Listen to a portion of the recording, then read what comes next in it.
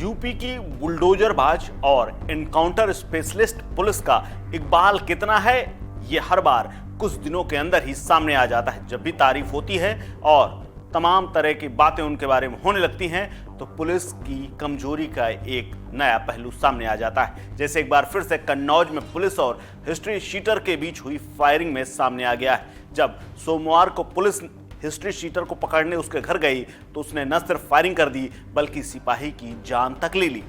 बताया जा रहा है कि हिस्ट्री शीटर मुन्ना और उसका बेटा पुलिस पर लगातार फायरिंग कर रहे थे, जिसमें एक गोली सिपाही सचिन राठी को लगी। घायल सिपाही सचिन राठी को इलाज के लिए अस्पताल में भर्ती कराया गया, लेकिन मंगलवार को उसकी दुखद मौत हो गई।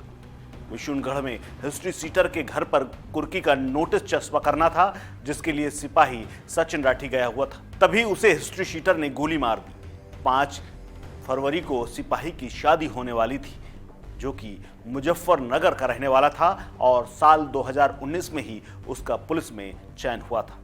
ज्यादा जानकारी के मुताबिक ये मामला विशुनगढ़ थाना क्षेत्र के धरनी धीरपुर नगरिया गांव का है। यहां सोमवार शाम तकरीबन 5 बजे के करीब थाना अध्यक्ष पारुल चौधरी पुलिस बल के साथ हिस्ट्री शीटर अशोक यादव उर्फ मुन्ना यादव के घर उसको गिरफ्तार करने के लिए पहुंचे थे। जैसे ही पुलिस मौके पर पहुंची, वैसे ही बदमाश अशोक ने पुलिस टीम पर फायर छोड़ दिया।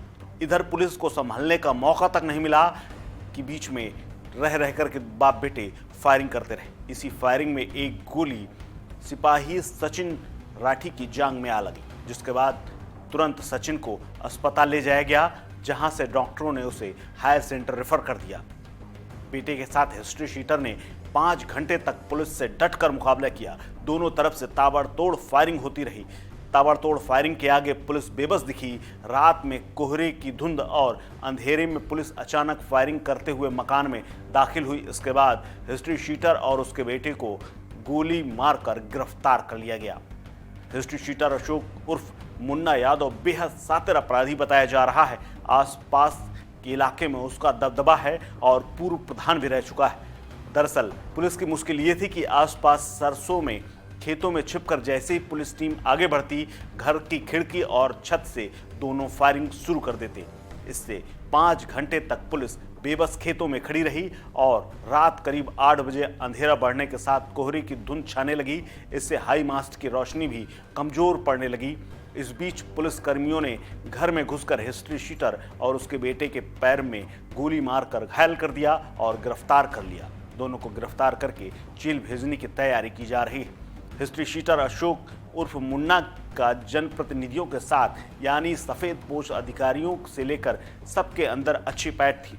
पुलिस ने घर के अंदर से 2 तमंचा, 1 लाइसेंसी राइफल बरामद की है। बताया जा रहा है कि बरामद राइफल का लाइसेंस धारक हिस्ट्री शीटर अशोक उर्फ मुन्ना था, जो कि उसने अपनी सत्ता की पहुंच के चलते बनवाया था। घर की छत और खिड़कियों से जब आरोपी पुलिस टीम पर फायरिंग कर रहे थे, तभी एसपी और एएसपीओ ने दोनों ने मिलकर ग्रामीणों को मौके पर बुलाकर आरोपियों को समझाकर सरेंडर कराने की मदद मांगी, लेकिन ग्रामीण कोई मौके पर नहीं आया, क्योंकि उसका दबदबा पूरे गांव में था। गांव में पूरी तरह से सन्नाटा छाया रहा। सिर्फ पुलिस गोलियों की आवाज और पुलिस की तरफ से वाहनों के जो सायरन थे वही गूंजते हुए नजर आए।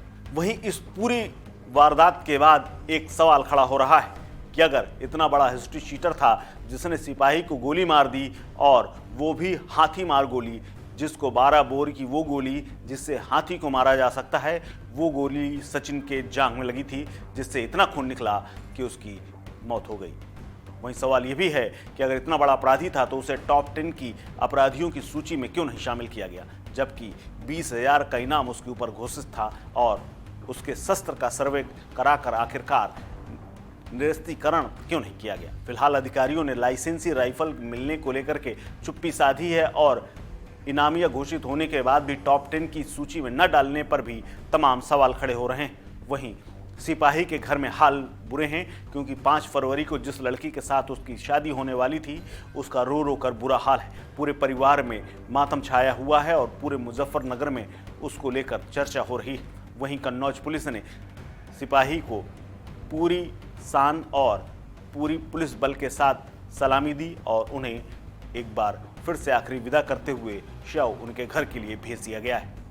इस खबर में फिलहाल इतना ही। अपडेट्स के लिए बने रहिए वन इंडिया हिंदी के साथ। नमस्कार।